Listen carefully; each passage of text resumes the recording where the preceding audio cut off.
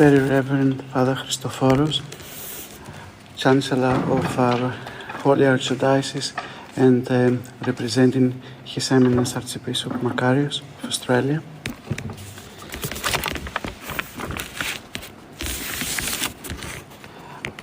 Sisters in Christ, it is with a great joy that we are able to be gathered here today with the blessing and the paternal love and support of His Eminence Archbishop Macarius, and with the guidance of Bishop Ieronymos of Meloa for this launch event of the new initiative under the Go Family Group, which is the new initiative of the Women's Fellowship. And the theme for today's talk, or maybe just a few thoughts that we are going to share together, is patience. Obviously, even from the subject, if you think about it, it seems daunting because Υπομονή, patience, is something that we all suggest to people that they are going through issues or difficulties, but many a times we find ourselves that whatever we suggest, we are also lacking. For the Zoom, the microphone.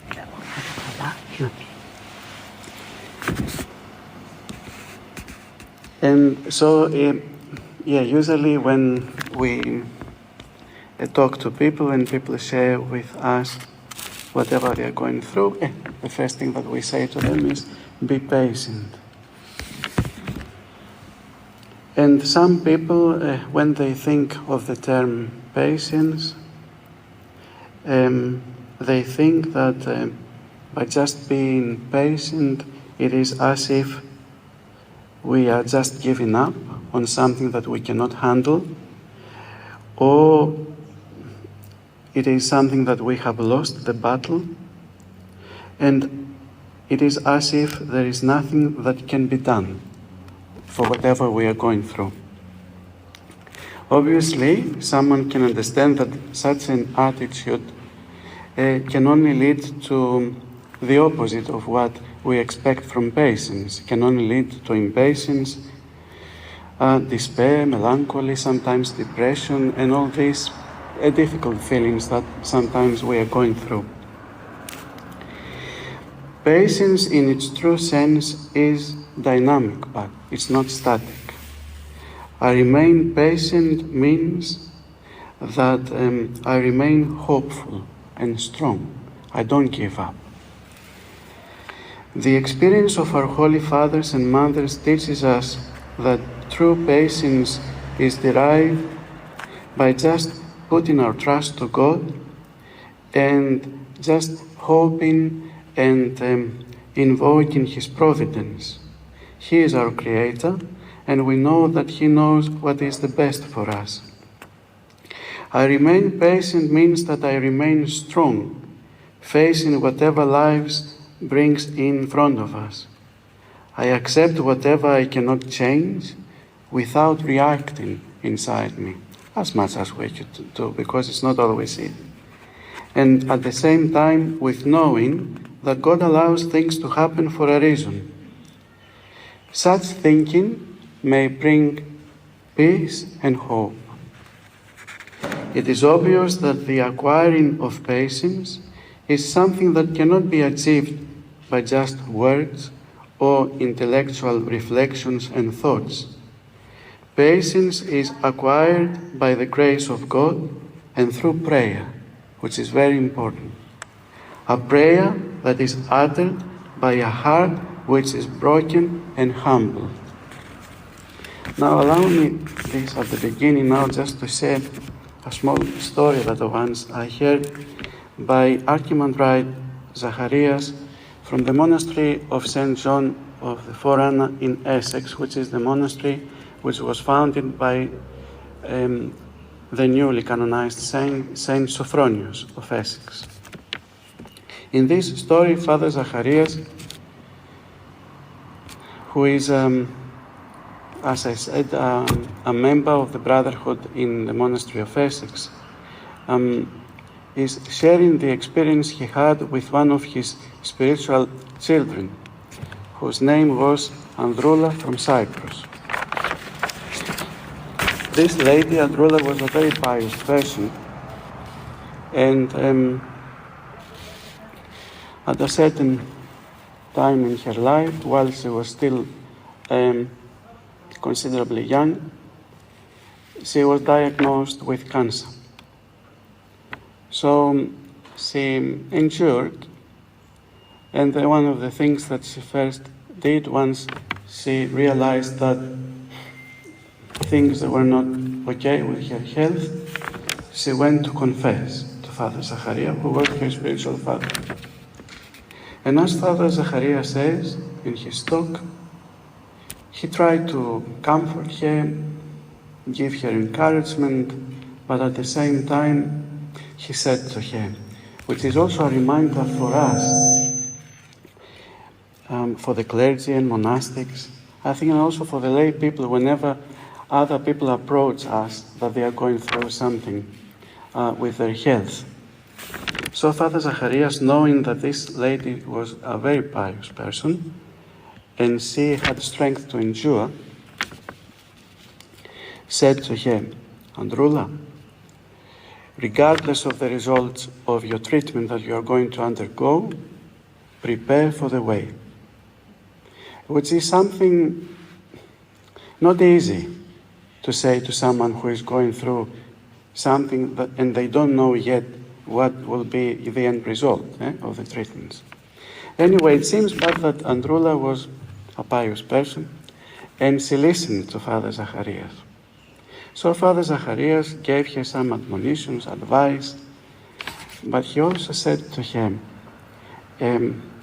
while you're going through your treatment, the pain, the suffering, just say no other prayer, but just remember to say as many times as you can, only one small short prayer, which was, Σώσε με εγώ, σώσομαι.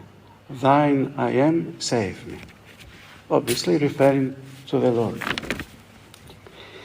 The story continues, and it seems that Androula became worse, and she had to be hospitalized. So Father Zacharias visited her a few times, and one of the times that he visited her, she saw her crying. And Father Zacharias says, once I saw her crying, I said to myself, oh, she's lost hope. Which is understandable.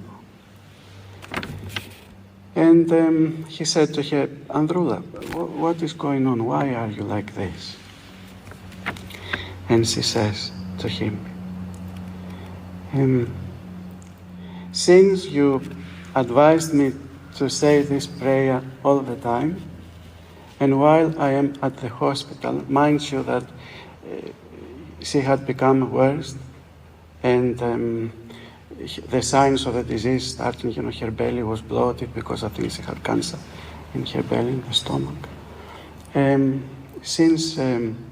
She said, since you advised me this, I've started saying the prayer all the time, unceasingly. Thine I am, save me. Nothing else. And now she said to him, Father, what happens? All the time there are people coming to visit me and see how I am going, which is nice of them to do, but they disturb my peace. Because since I've started saying this prayer, inside me, she said, I felt so much comfort and patience and strength to endure and joy, which didn't make any sense because she was dying. Father Zacharias visited her a few more times, and obviously at the end she passed away. And he concludes, On his first divine liturgy after she passed away, he was praying for her soul. It's a very nice story, actually. And whilst he was praying for the salvation of her soul, at a certain moment in the divine liturgy, it was as if he had the information inside him from God, saying to him, she is saved, she is saved. I just wanted to say this with you at the beginning of what I'm going to tell you, so that we understand that we all have a journey in our life to find God, to acquire God's grace, to acquire our salvation. But this journey, we can say that is like the journey that we also have to follow together in a parallel way, to acquire patience, to grow in patience. Because Androula, as you can see, she endured. She had patience, but there was something, a drive inside her that kept her going. And this was obviously prayer and her faith. And this journey to acquire patience or to find God, believe it or not, is also the summary of our life, the summary of our salvific journey. And what is this end result of this journey? The arrival to our destination. This is why we were created, which is the arrival to the other side, as our beloved Archbishop characteristically says when he is referring to death, life, and this passage. Where there is no sorrow, no sigh, no pain, but life without end. This journey is not a sprint, something that we just go quickly and we do it. But sometimes it seems that it's a marathon of endurance, even though sometimes for some people it only lasts for a short time, as this lady Androula. And then someone might say, a life or a short journey, but yet a marathon of endurance. What is this attitude that we have to have towards this journey? King and Prophet David, in the 63rd Psalm, says at the very beginning, O God, my God, arise early to be with you. O God, says King David, you are mine. How nice. King David believes, and he has experienced that this God that he is referring to has become his. My heart is alive, is burning, is as if he is saying. Because of what? Of my love for you. And that is why I rise up early and patiently to meet you. I'm looking for you, God, and at the same time, I endure patiently. Even prayer sometimes can become very hard. Sometimes we can lose patience during prayer. But yet I endure patiently whatever you have allowed me to endure. I might be in the desert, as King David when he was writing this psalm, hiding away from the people that are chasing me. I might be away from my comforts. I might be facing people that they mistreat me. And yes, sometimes I might worry. We are all humans. but I have to be careful not to allow myself to be shaken or disturbed. We all become sad. And there are some people that believe that the saints, they were just strong. Obviously, the saints, they were strong. But we shouldn't forget that they were also humans, like us. And it always comes to my mind this small story from the life of Saint Nicholas Planas in Athens, when some people from his parish, from a very small little parish that he loved with all his heart, because if I remember correctly, it was dedicated to Saint Panteleimon, who was very close to his heart, they decided to kick him away because they thought that he was illiterate, although he was holy. And the story of his life says that before he was just about to be moved to the next parish or to the next church that he was going to go, unjustly, sometimes there are human errors. He goes in front of the icon of Saint Panteleimon and he cries. Saint Nicholas Planas, that we now will commemorate him as a saint. He goes and he cries. And he is complaining in front of the icon. And he says to Saint Panteleimon, but why? What is this that I have done? And they want to move me from here. And then he finds the strength and he continues, and obviously it was the providence of God to go in the middle of Athens, where he continued his ministry, and many people were saved by his prayers and his miracles. And yet you see that he became sad because he was human. Even Saint Ieronymos, of whom I have the name, he was also mistreated, and he had to abandon his beloved monastery. And he accepted everything with a lot of patience. And obviously it was the love for God and his forgiveness towards the people that they mistreated him that made him strong to endure whatever he was going through. But there was something that he used to say sometimes for the rest of his life. And it's as if sometimes it echoes in my ears. He was accused that he stole money from the monastery, although it was not possible because he didn't have the keys of the money box. There were 3 keys that different people had, and although he was the abbot, he didn't have the key. And they accused him that he took the money without a key. And he used to say every now and then, so that you understand that he was also human. And he was in pain, although he was a saint. And he used to say, a thief without a key. He used to say, a thief without a key.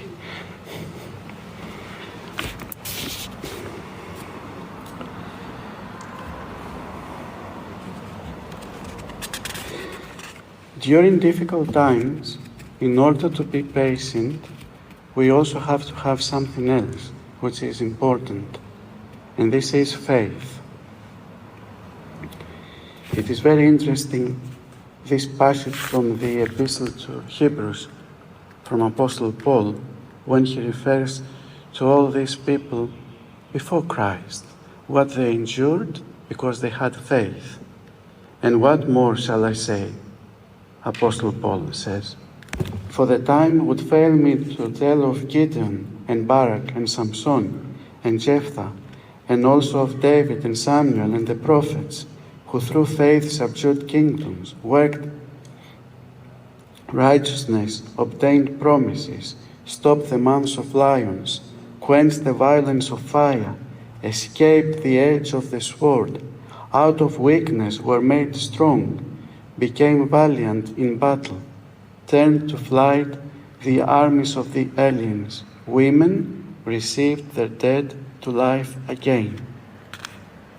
It is with similar amount of faith a small child once, which is a true story, found out that his mother was also not well, and he was not sure if she was going to make it. And this child, and we know sometimes little children how impatient can be, and sometimes they need their comfort and their space, decides to do something which was amazing for his age. He goes and he hides underneath his mother's bed. And he stays there patiently for the whole night. Why? Because he wanted to pray for his mom. And you see, such a strong faith from such a small child, which makes him endure just sleeping under the bed. God knows if he slept, he was probably praying. And the story ends that it was the prayers of this small child, that because of the prayers of this small child, that his mother was cured.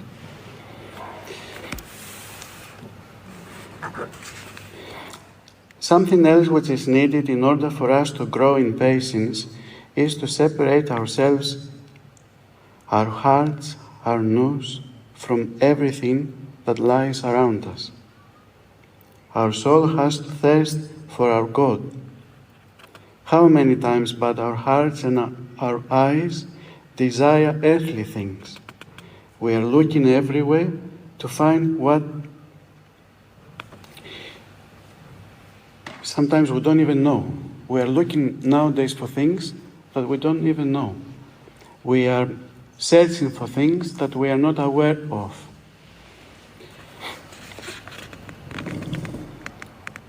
And sometimes we are also searching for things that are not necessary. And we find ourselves being distracted, full of thoughts, sometimes strong thoughts. And that is why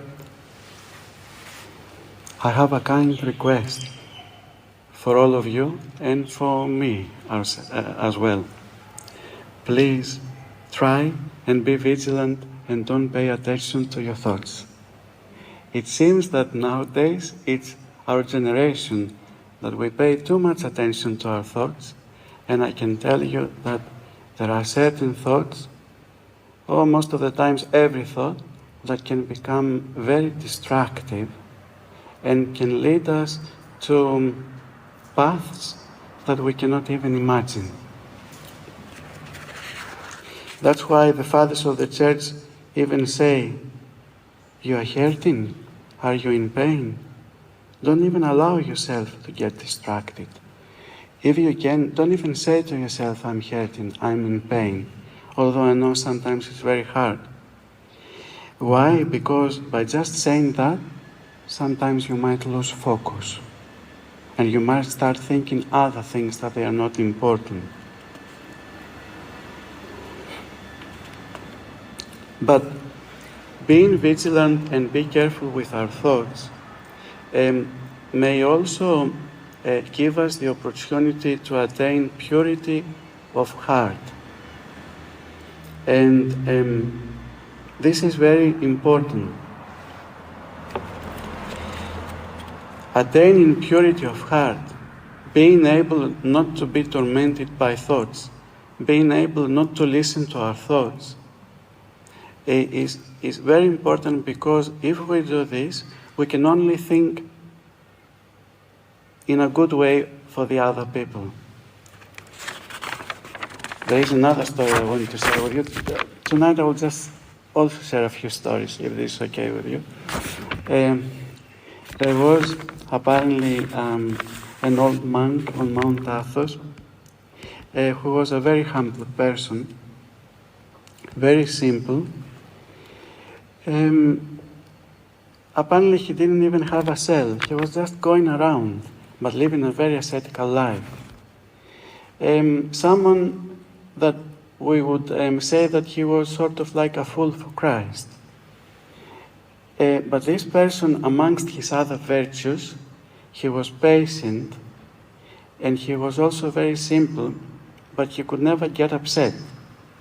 So one time, the fathers of a monastery decided to offer to him some new clothing, because he was going around with wearing old sacks and ragged clothing and robes. So they just grabbed him and they were trying, to put on him the new clothing. And he endured this patiently, although it was very humbling for him. And he would say to them, just watch out now, because I'm going to get upset. And then while, they were just trying, to make him, and wear whatever else, he had to wear, the new thing. Watch out, I'm going to make upset, you have to be careful. And he was saying that, but he could never get upset. So see, there is another thing that we need in order to be able to be patient. We have to have this simplicity and humility, something that I think nowadays more or less we are all missing. There is another personal experience that I want to share now in regards to this holy simplicity. And I think I've said this once at the monastery. On Mount Athos, there are the monastics that they live in the big monasteries, and also there are the monastics that they live in small dwellings, cells. And these monastics that they live in the cells, obviously they don't always have the means. They do some handicraft and they sell it to earn their means. And it is the tradition that every time that keliotes, monachis, this is how they are called, the monastics from the cells visit a monastery, they go and they ask for a blessing. And the monasteries, because they are more prosperous, they always give them something to take back with them. And usually this happens when the monastery, the main monastery, has a vigil, a main celebration. So I remember once, I think it was the main celebration of Saint Simon in the monastery of Simonopetra on Mount Athos. And we were just, we were lay people, we were helping at the dining. And there were some old fathers that they would just come there patiently, without feeling that they were humbling themselves, because they knew the reason why they were on Mount Athos. They knew why they were enduring poverty. This was their choice. And they would just wait patiently. And it was for us that were just lay people, just to offer to them something that the monastery had, obviously with a blessing.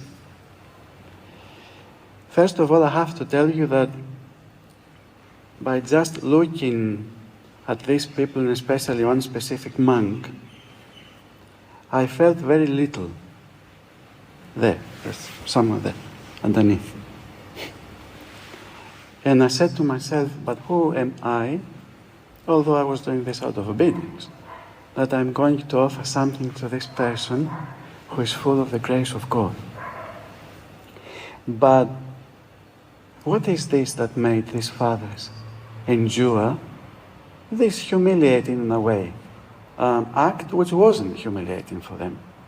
Or wait they patiently? It was the love for God. And when inside you have so much love for God, you can be patient, but at the same time you can teach patience to other people as well.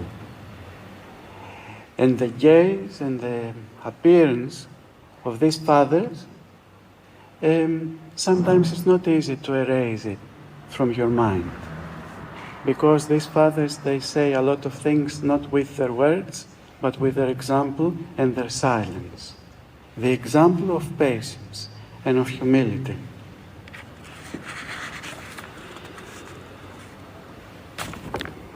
Patience is also something that we cannot rush.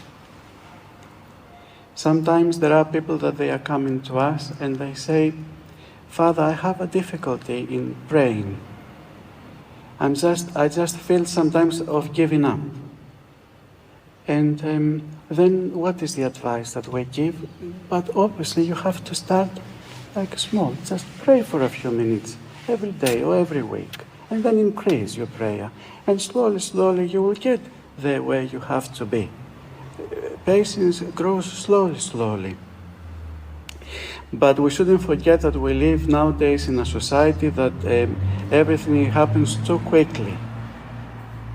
Obviously, we are products of our environment, ourselves as well as clerics and monastics, and we want everything to happen quickly. That's why Saint Paisios used to say, jokingly, have you noticed, he used to say, for example, you have to cook food for 2 hours, sometimes even for 8 hours if you are doing slow cooking. And then he says, which he actually was very right with this, I think we all do this, when the food comes out, you don't even wait for the food to become cold. All of a sudden you get the food, you put it in your mouth, and although the food had to cook for 2 hours, you can't even wait for 5 minutes for the food to be cold, and you burn yourself. And he used to say also, you go and you plant a vineyard, and you cannot just expect from the next day to go and harvest grapes and make wine. Like, the first year you might be able to harvest a few bunches, not even, because you have to go and prune it. Otherwise, it won't be strong for the rest of the years. And then the next year, you might go and harvest a small basket. The next year, a big crate, and you can give to your neighbors. 3 years, 4 years, 5 years, you might be able to harvest a few crates in case you can make some wine, which is not easy anyway. So, and beyond the joke that St. Paisios was sharing with the people, which is not a joke, it's a reality. I'm saying this because sometimes we become despondent and we fall into despair whenever we realize inside us that we don't have patience. And this is a trap from the tempter, because the tempter will always try and throw you into despondency and despair, thinking that you are worth nothing and you will never be able to reach where you have to be. But this is a lie. Why? Because this is a thought that comes to you whenever you just try to do something better for you and grow spiritually. Now, another, I think, crucial point in acquiring patience is we have to know our measure.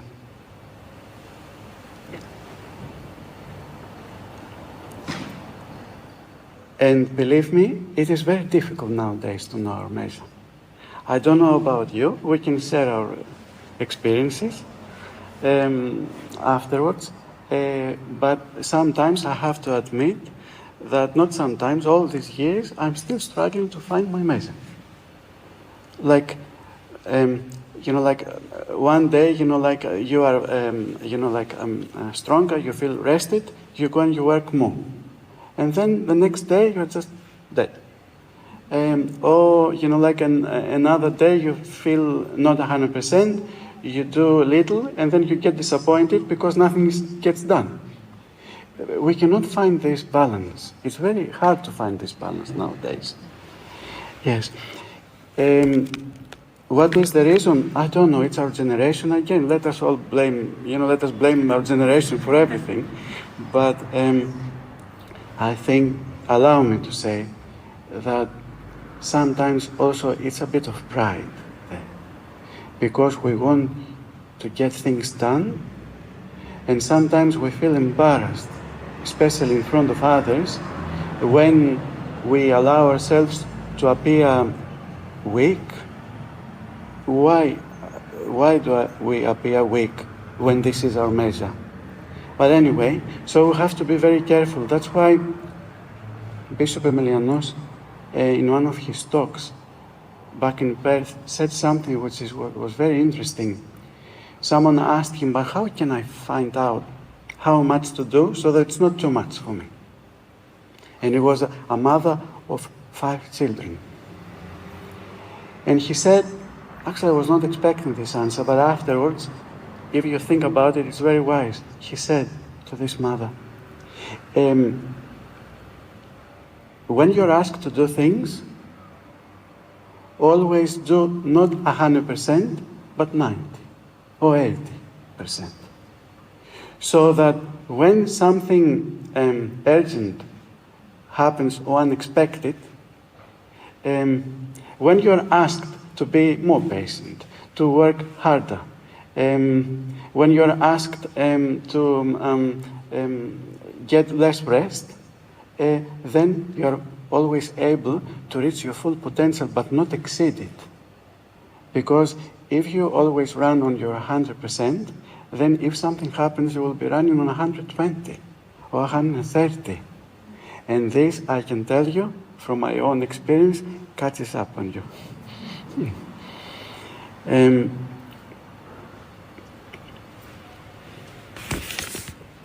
That's why also, whenever it is said that whenever there was a young person who would like to join the monastery in Simonopetra as a novice, he would go and discuss with Elder Emiliano of old, of Simonopetra, of blessed memory, his prayer rule.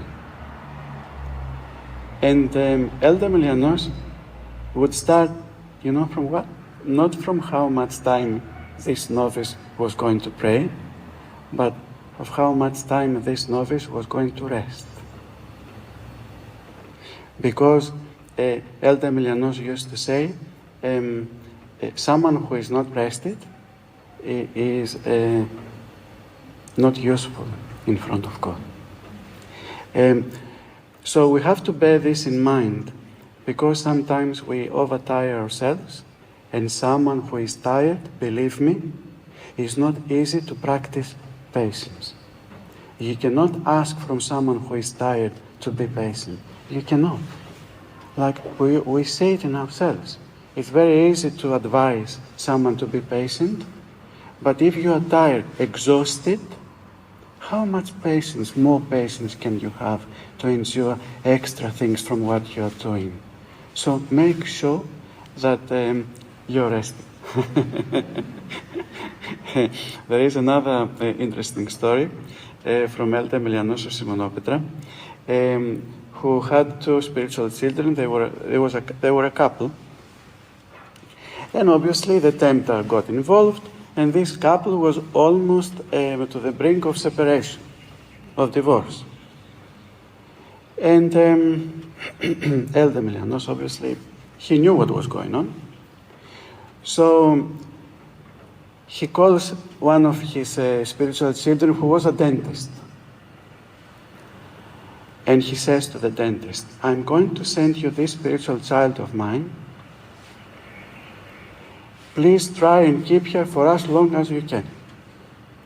Do all the necessary dental examinations, do extra fillings or whatever else you have to do. Just make sure that this lady gets some rest on the dentist chair.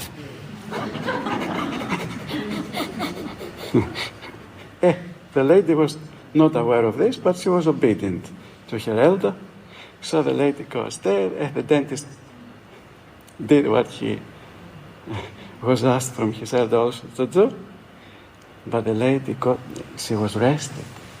She had the time, like to think over the things that they were going through with her husband. Everything made sense to her. She realized that our life nowadays is too quick, too rushed. And the story finishes that this lady went back to her husband and everything was back to normal. Now you might tell me that these are fairy tales, but actually they are true stories. They are true stories. Yes. In order for someone to be patient, he also has to have a bit of bravery. You have to be brave to be patient. You cannot just give up straight away. You have to endure. I know sometimes it's very hard to say, but it's easy to say, but very hard to practice this. But you cannot just, like with the first difficulty that you face, when you're asked to exercise patience, just give up. Because if we keep doing this, we'll always have, to change. Work, we'll always have to change, things in our lives to find our comforts. There is a very nice book of the life of Saint Nilus from Calabria. Saint Nilus of Calabria is a great saint of our church, an Orthodox saint.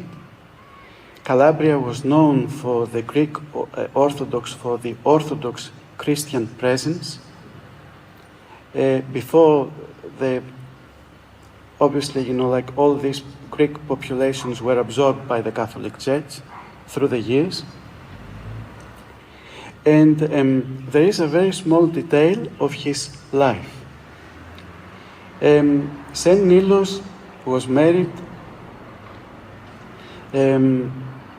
Later on, he followed his calling, he became a monk. But in his life, we read that he was suffering from an incurable disease. Elder Emilianos, who has done commentary on his life, says that it seems that Saint Nilus, amongst other things, probably he was suffering from a mental illness. As I said before, the saints, they were not immune to all these issues that we are going through nowadays. They were humans. They were strong, but they were going through the same things. So, but I think for this instance, there was something that was troubling him, something like a fever. And his sickness and disease was something that he was carrying for most of his life. A terrible thing, indeed. And obviously there was no cure. This disease could have been perceived as an excuse for him not to join the monastery, thinking that it would be too much for him to do it. Or there are many other things, that we might want to do in our lives, and there are things that are happening that prevent us from doing the things we want to do. Anyway, the story says that this disease that he was going through was not able to keep him away from his calling. So he makes his decision and he starts walking towards the way of the monastery that he was going to join in. But somewhere in between them, like halfway, you would say, there was a bridge. And it was sort of like the point that after you would cross this bridge, you would find yourself close to the monastery and closer to your destination. And it is said that once he crossed the bridge, the disease left him.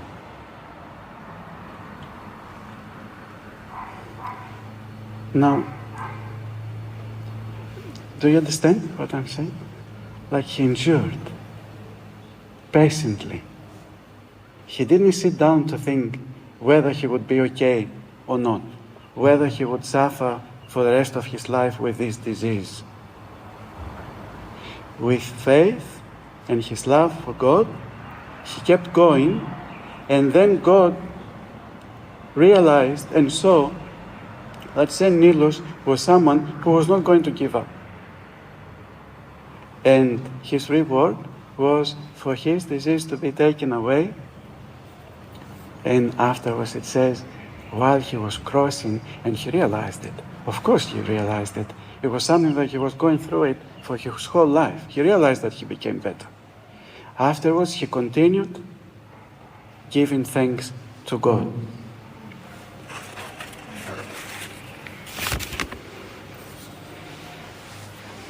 Another thing that we should try not to do in order to grow in patience is, I know you might think that this has nothing to do with patience, but I will explain.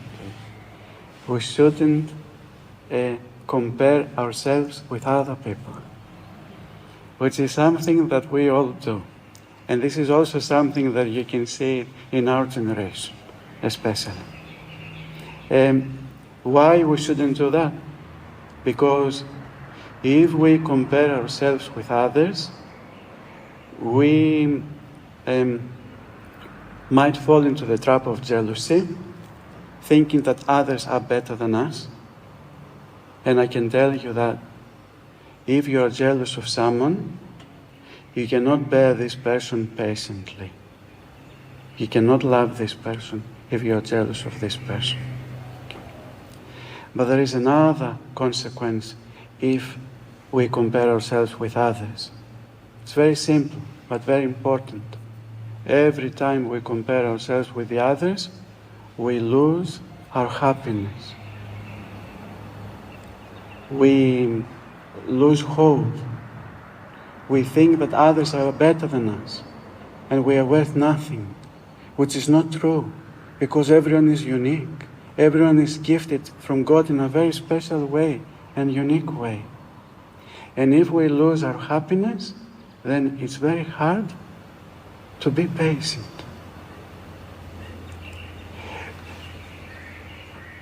Look in the past and you will see, every time you were sad, I'm sure that you were not able to be patient. You just give up because sadness overtakes you. Which, as I said before, I know sometimes it's very hard to get rid of this sadness because it's something strong that you cannot escape. But in order for someone to be patient, at least they have to try and be happy, joyful, like hopeful that things can become better.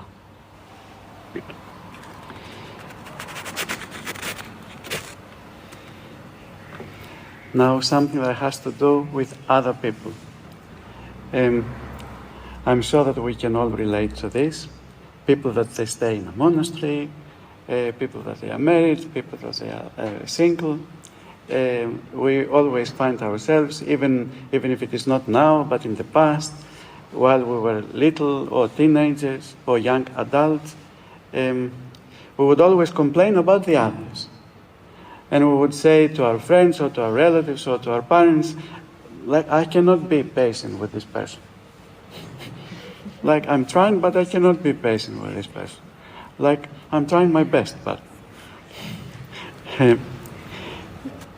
it's understandable. But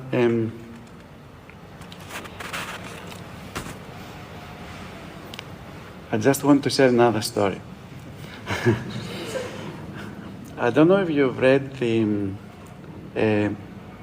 works of Papadiamandis, Alexandros Papadiamandis, who is a very well-known author, Greek author, who lived in towards the end of the 19th century, a very faithful person from the island of Skiathos. There is a very interesting novel. Now, this story has to do with a couple who could not have children. And the husband was a rich person, wealthy person, who was able even to manage the Turks. And so after many years, his wife was a very pious person, but obviously, like, God allowed for her not to be able to have children. One day, without saying anything to her, he goes And he asks one of his neighbors, a young woman. They go in a Turkish big ship. He asks the priest, who was afraid, because this person was, like very well known. He had authority. He was close to the Turkish soldiers and governors. He asks the priest and he says, "Come, take your book. You will come and marry me with this new lady." The priest, what was he going to do? Was this canonical or not? Only God knows. But the priest was also a human person. We should never forget this. So he conducts the wedding, the marriage ceremony, and this person returns back to his house with his new wife. But the novel says that his first wife realized that something was going on. Because from the ship there were cannons, and once the wedding ceremony finished, they just fired the cannons as if it was, like a happy event. And they go back, and he says to his wife, who was always loyal and pious, but her only mistake, was it a mistake? It wasn't a mistake. It was that she couldn't have children. He says to her, "Go to your parents' house and stay there. Nothing else."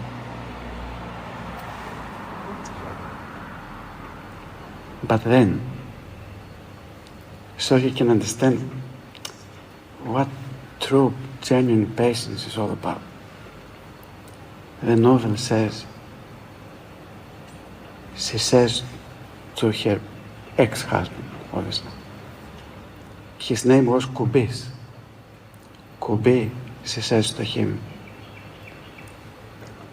"I will go back. I will do whatever you say. But please allow me, if you have children with your new wife, to be their nanny." Can you imagine? So she goes back home, in her own home. Who knows what was going through her mind? Who can imagine the sorrow and the pain that she was going through? With back then, with no social insurance, no, benefits or anything. And then it happens that Kubis, I think he had 4 or 5 children with his new wife. So his previous wife becomes basically their slave. From a lady that she was before, a nanny or a slave. And she endured there, seeing her husband being with another woman and having children. Patiently. And she raised all these children. And the question is here, someone would say, but how is it that these 2 people, the husband and the new wife, prospered in their lives? Because this was an injustice for this lady, for the first wife. Someone could say that the first wife, who became a slave, endured patiently without accepting anything and any bad thought for the new couple. If it was us, who knows what would have said inside us for these 2 people. You want to know the end of the story? Obviously. After a few years, not many years after, the first wife passed away. They did all, the funeral and everything. They buried him. And a few years later, it came the time for the translation of the bones, because this is a custom that we have back in Greece. After 3 or 5 or 7 years, there is the translation. The bones are taken out, are washed, are put in a special box, because these are the remains of our beloved people. And if we didn't have this tradition, we wouldn't have by now the relics of our saints. And when the ladies, her friends, went to do the translation, it is said that fragrance came out from her bones. What does this mean? That this lady endured patiently whatever she was enduring, and I don't know if it was us, if we would be able to endure this. But see, whatever seems as injustice in front of humans or the people, if we endure this patiently with faith, it can become for us a benefit, a spiritual benefit. This lady basically became holy because of her endurance.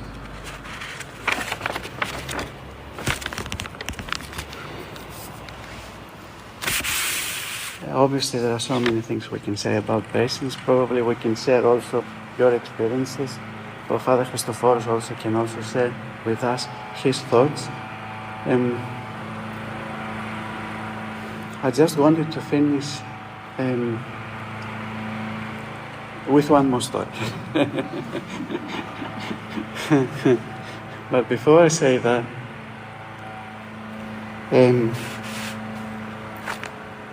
allow me just to say the last remarks. Something that was going on in my mind these days that I was preparing these insignificant thoughts that I shared with you. I know it is very hard for someone to be patient, especially when we are going through, as we said, difficult times, hard times. But think about it. I think if we do not pray enough, if we find ourselves as giving up, I have the feeling that we are being unfair towards ourselves. I have the feeling that it is as if we are being unfair towards our full potential. God has gifted us with so many blessings, and we forget about it, obviously, all the time. And we lose patience, but we do this because we cannot see the bigger picture. I'm sure you know this more than me when you go and you do your sewings, your tapestry. When you look the tapestry underneath, it's full of threads, cut. You don't care that much anyway. It's not the side that they will be facing whoever comes to the house. Well, I think I've heard somewhere, this is how our life is. Our life is like a tapestry that while on earth, we can only see the underside. But God is able to see the good side. And He says to you, be patient. Like St. Paisius used to say, you want everything just quickly. Like, be patient, because I'm preparing something bigger for you. I'm preparing you, as we said at the beginning, to go to the other side. How are you going to go to the other side if you just don't try hard enough? And then, when we die, and we go up there, if God wants, we're able to see the tapestry from the good side. And then everything makes sense. And we say to ourselves, like we should have been thinking in a better way. Sorry. Sure, I'm just okay. That's okay. There are obviously sometimes, as I said, things that it's not easy to endure, and we have to find the strength to be patient. And I just wanted to finish from a story from the book of Saint Silouan, which was written by Saint Sophronius from Essex. In this book, it says how Saint Silouan, before becoming a monk, while he was a lay person in Russia, once he was passing by the square of his town, of his village, and he saw from far away someone who was convicted for a crime he had made. I think he had killed someone. A terrible thing. But this person, he was playing, I think, the accordion, and he was singing, following the celebration of the area there, with the people. And Saint Silouan afterwards goes to this person and says to him, Stephanos, Stephen, I want to ask you something. How is it that, having committed such a crime, you can now sit down, sing, and play the accordion and be happy? And endure your past, because this is what it's all about. Most of the times, this is when we require patience.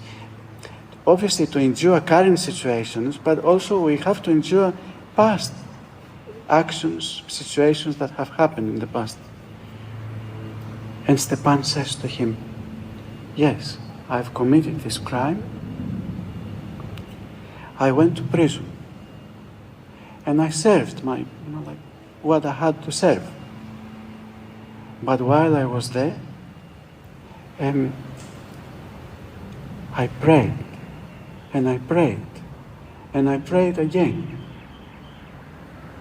And then, at a certain point, I knew inside him that God forgave me. That is why now I can continue on with my life. Obviously, learning from our mistakes, but at the same time, dwelling on our past and on our mistakes. When we have asked for forgiveness, and we have received forgiveness, because there is nothing that it cannot be forgiven in front of God if we ask for forgiveness, then this is not good. And he says, now I can just sit down and sing and play the accordion and move on with my life. And there has to be a drive inside us, something strong. From where are we going to get this? Well, we discussed a few things tonight. We have to be brave. We have to have faith. We have to pray as much as we can. We have to try and maintain a happiness as much as we can. We shouldn't compare ourselves with the others. Everyone is unique. And so many other things in order to allow God to have the final word. Because this is what happened with Stepan. God had the final word, and afterwards he was able to endure patiently whatever he had done in the past by asking forgiveness. Thank you. I don't know if you have anything to ask or share. Sorry, I think I talked too much. No, not at all. I think we're all ready to go to the dentist. I think we're all ready to go to... Did anyone have any questions or comments that they wanted to add? Needs to be on the microphone. Is that okay? Just so that...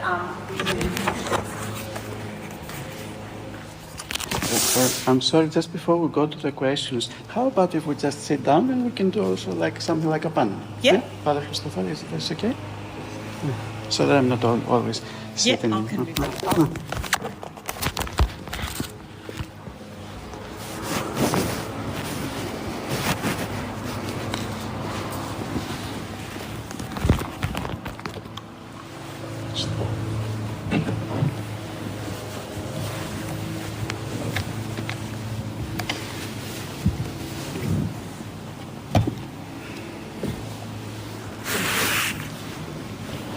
It's a table because we won't cover it anymore.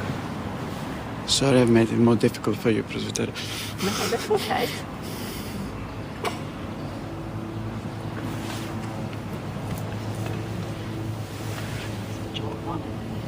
So can she? Yeah.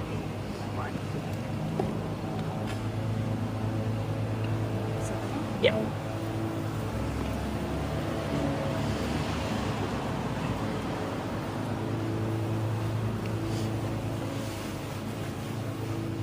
There was a lot to absorb today, obviously. I can imagine.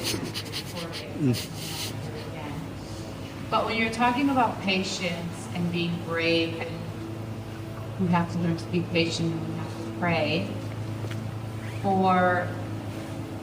I think the biggest challenge that I face with that is when I'm raising my children and they respond in a certain way that behavior isn't acceptable, I feel the need to address it, but the patience gets lost. I mean, what do I do at that point? Do I not talk and pray? Or do I don't know, just let it go and pray to God in the evening that they find. Because, I have to address the behavior, but then I get these and the kids now, they know how to answer way better than I used to when I was a little girl. And I find it frustrating. So what advice would you give to that specific example? Very interesting answer, question. Christopher?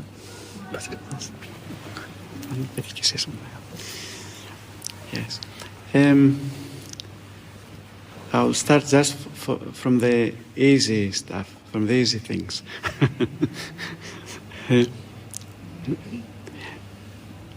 Do you get enough rest? As you know, lately, no, I have not. But I'm going to the dentist. Yes. It does make a difference, I can tell you, when we are rested. Our threshold of endurance becomes bigger, wider. Yes. It's very easy to get. I understand why you can get frustrated. Yes. And sometimes it's not easy because especially when, for example, you come back home and you have to take care of so many other things. Sometimes you might find yourself saying, this is the last thing that I want to now. Like I have to prepare something for them to eat, just find myself and just continue. And as you said, yes, actually, children nowadays can be very wise in the way they respond. Yes. Sometimes the answer is not to say anything at the time, and just let it be, and also let them think that they have won. You will get back to them from a different way afterwards. Because when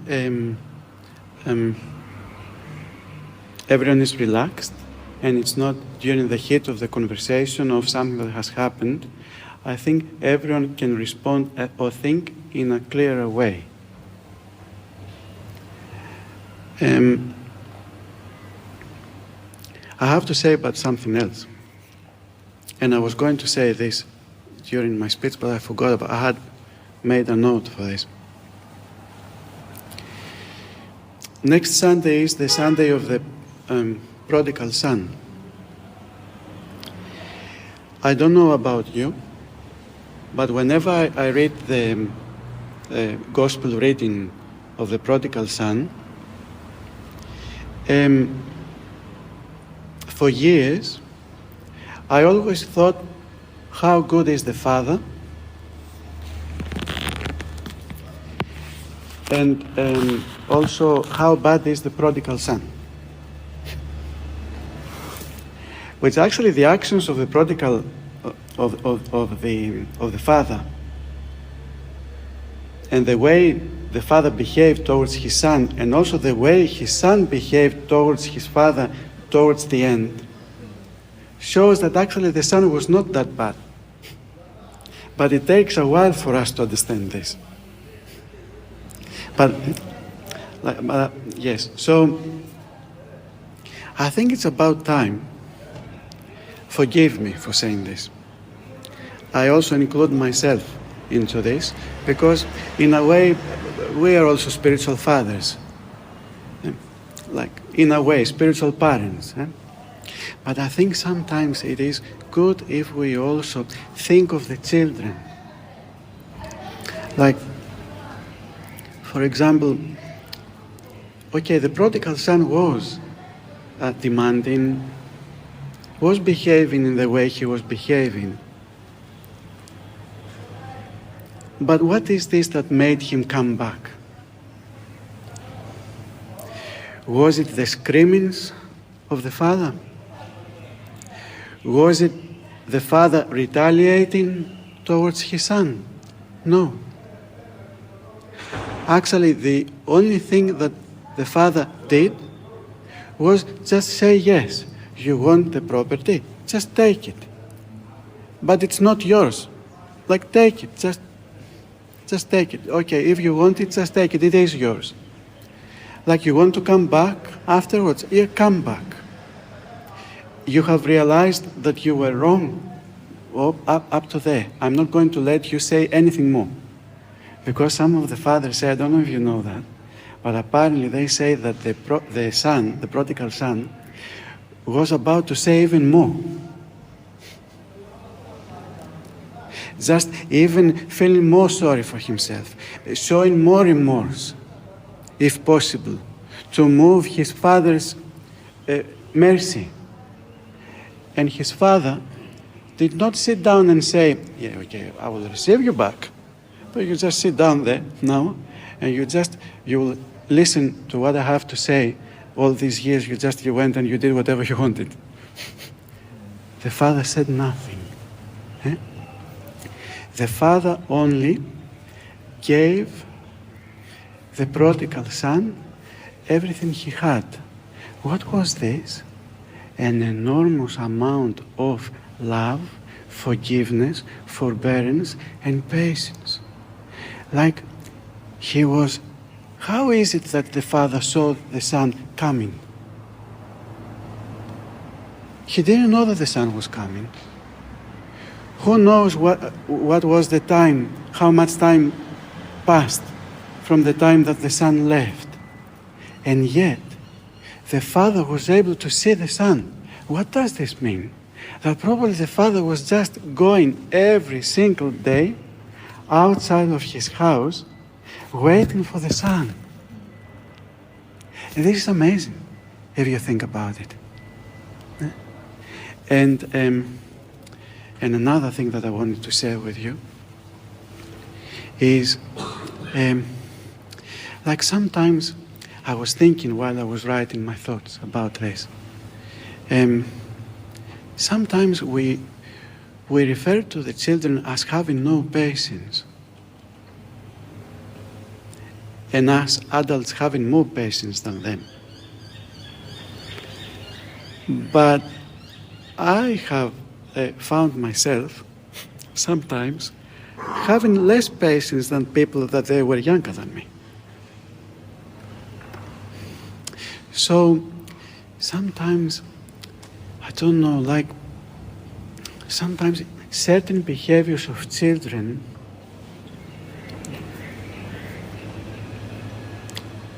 might have something to say to us. And we have to look deeper.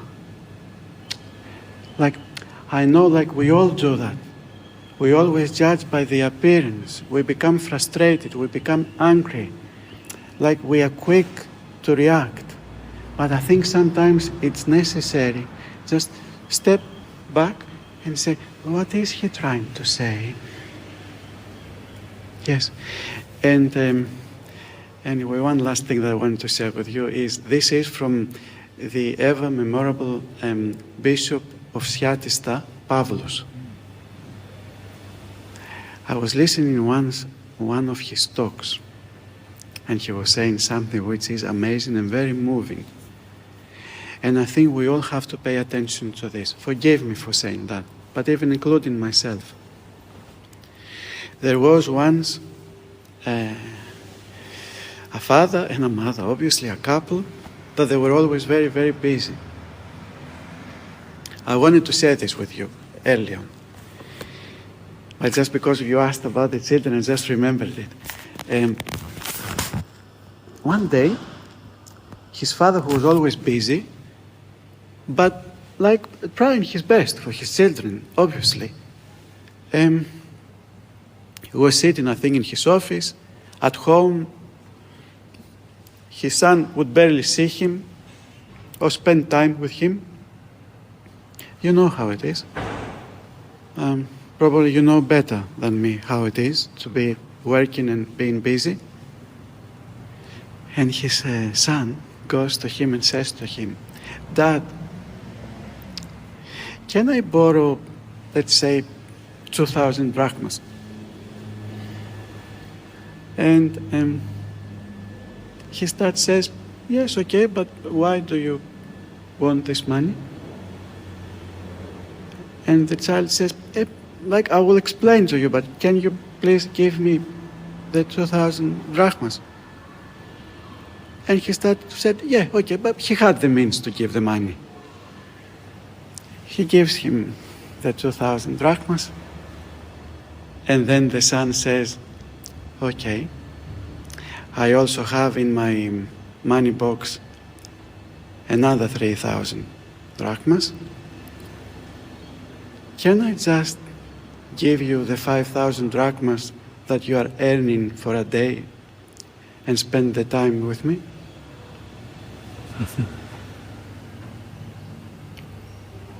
So, but what is this that we are doing? This child, who knows what behaviors was exhibiting up until this moment? Frustration, anger, talking back sometimes. And don't get me wrong, I'm not justifying all these behaviors.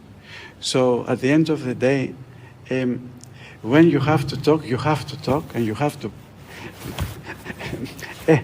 set rules and boundaries and make them understand that when there's something wrong, it has to be addressed and fixed.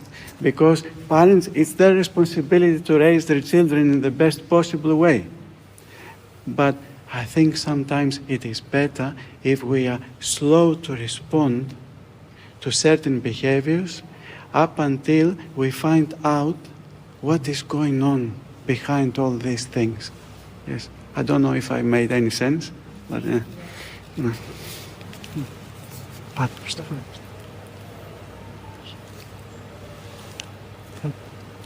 think you've said that. Were there any other questions or? Yeah. Anyone was asking, I often feel like I can't find a second to come up for air. Every time I meet the demands on one child, that the other three are lined up waiting for their turn to have their demands met.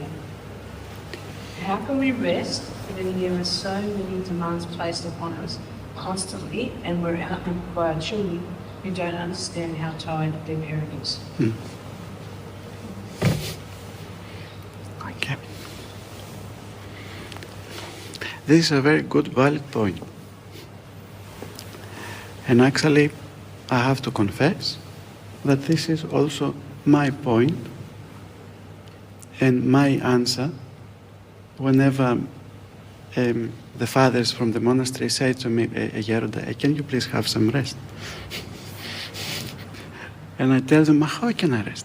Like, when, like you have so many people, like calling you, like many issues to address. And forgive me, I'm not just bragging of how many things I do. We are all busy. Yes, I'm just using this, my example. So I understand, yes, this question.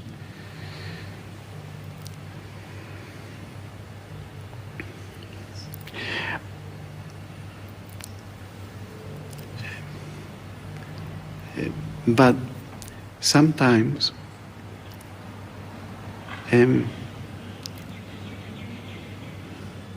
if we give ourselves some rest, we can perform better in a smaller amount of time. I know this is not always easy and feasible, but for example, I find myself actually when I'm rested, in half of the time doing more things if I just stay after midnight and I just stay on the same page for a couple of hours. Yes. Obviously there are things that they are urgent and they have to be addressed. Then you try your best. Like, there is no right and wrong. But if you can spare a moment, like during the weekend, half an hour, just, it might be better to choose your rest instead of something else. And sometimes when the kids are demanding, I know sometimes they are demanding and sometimes it seems that they do not understand. But I think sometimes also we have to be honest with them. At least try and be honest. Sit down with them and tell them, look, if, for example, one day you miss your morning sleep and I tell you to wake up instead of 9, 6, how would you feel? You would be having thoughts inside you against your parents, that we tire you, that we ask too many things from you. Well, why is it that parents can be an ever-working machine that does not stop, and children or other people can have rest? Like sometimes it's worth just taking the time to sit down, I think, and explain to our children that, look, as much as I want to be with you for the rest of the night and for the rest of the next day and for the rest of the how many days, I cannot. But I can be with you for an hour after I come back from work and I do all the things that I have to do. I'll just prioritize. Sometimes children appreciate this, but a hint, if you promise something to them, just follow it. Because sometimes it's not the time that we spend, it's when we go and change the plans or we prioritize other things instead of them, and they become upset and they hold inside them bad feelings. And so at the end of the day, I think when there are certain issues like this, we always have to go and look a bit deeper. If children are upset or cannot understand, why is this happening? Yes. Someone once told me to under-promise and over-deliver. That's the key. I haven't in any way managed to do that, but that's apparently one of the ways to help kids. Under-promise and over-deliver. And let them take responsibility for some of the things too. Do you want? I don't think I need you. Yeah. Let them take responsibility for some of the things. It's not everything is reliant on you. Yeah. You know, and it has to be a give and take. So you say, you want to do this, you want me to take you to the car, you help me unload the dishwasher. Yeah. Or bring in the clothes. And we share the jobs because we're all living in the same house and we actually Give and take. Thank you. And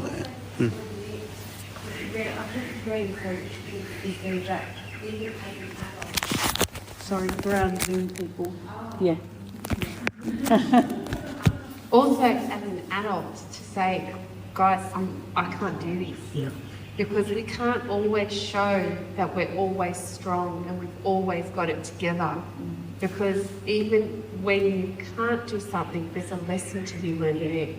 You know, sorry guys, I know I promised with dinner tonight, but we're getting takeaway and Mum's sitting on the couch because we've had a big week, haven't slept well. All of us, and it's not just mothers, it's us women in general. We say yes to so many things, but sometimes to everything that you say yes to, you're actually saying no to something else, and that's us and our needs and our passion.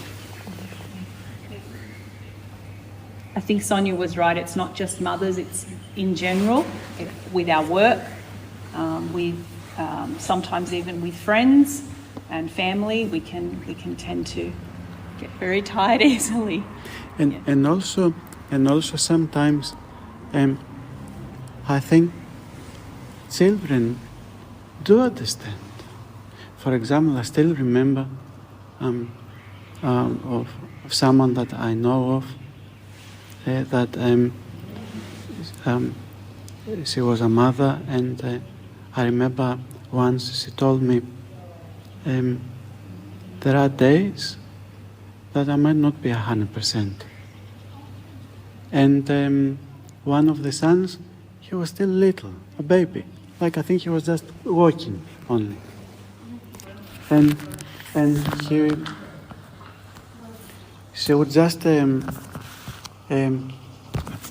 one day she couldn't do much, and she lied down on the couch, as Sonia said, and she said to him, look, Mommy today is not 100%, let us play, I will be on the couch, and you do things on my feet. And it worked. So they do understand.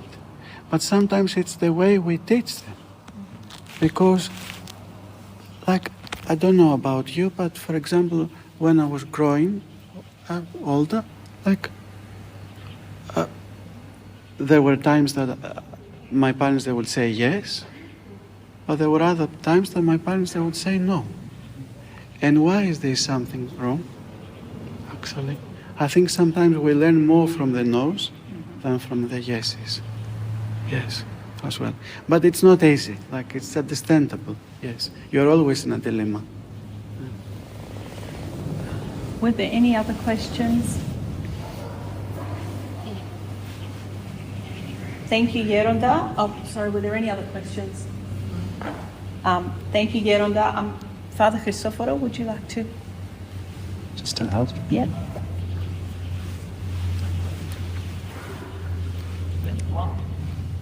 Just to share a few thoughts,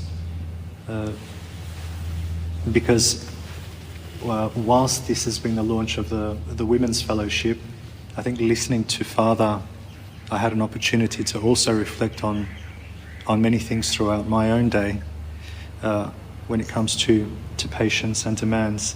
But adding also to the question that we received online, I think sometimes when addressing many issues, we always try to address them to that individual alone. And I think there's probably times where in the household and in other environments, sometimes we could probably address more than one demand or one issue in a we environment rather than an I.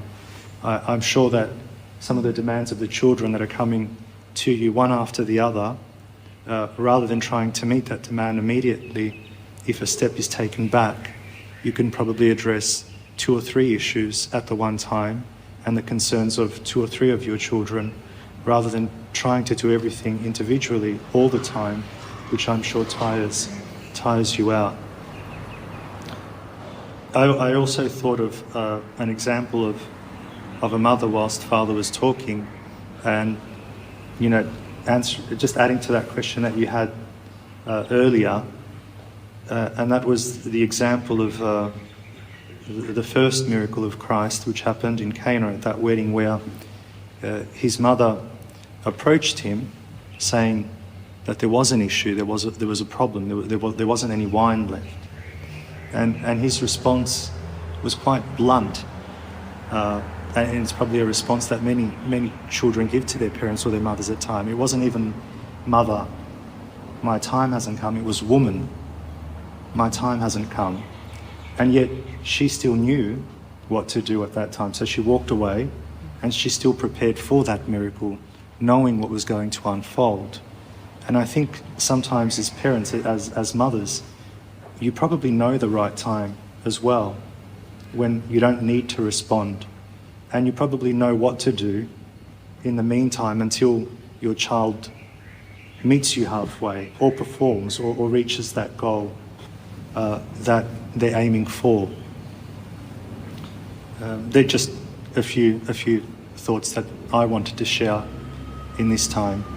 I take the opportunity on behalf of His Eminence, who I represent here today, to congratulate all those involved in the establishment of this Women's Fellowship, because it's so important, not only for those of you that are here today and those online, but for the Church as a whole, because we live in a time where, in one aspect, we're so it's easy to communicate, and we really shouldn't be feeling alone because of all this technology and all these applications. Yet people today feel lonelier probably than what our parents or grandparents and many generations beforehand did. So these fellowships are so important, so that everyone knows that we all belong to the Church, we're all connected, and there's always someone within the Church that we can lean on to help us on our journey towards Christ. Not only our spiritual fathers, but friends who are like-minded, friends that are in the Church. And know that His Eminence, although not here today, sends his blessings and supports such initiatives within the Church. In also saying that, I think it's very important to remember that the Church, in many aspects, we sometimes forget how active and how important each individual is within the Church. And many times people will come up to the fathers or to someone and talk about the Church like they're not part of it, or that they're not active within the Church. But the reality is that all of you women here today and those online and so forth, are so important in the life of the Church. And the Church breathes and is able to do what it does because of all of your contribution as well. Without your contribution in your homes, in your households, towards your friends and your families, without that koinonia, we aren't able to discover Christ through the Church. So remember how valuable you are within the Church, and how important it is for us to know that your well-being through this fellowship is met at times, when possible, through the humble efforts of the fathers and the presbyteros and all involved in these committees. Finally, I would like to thank Father for the wonderful words that he shared with us and those wonderful stories.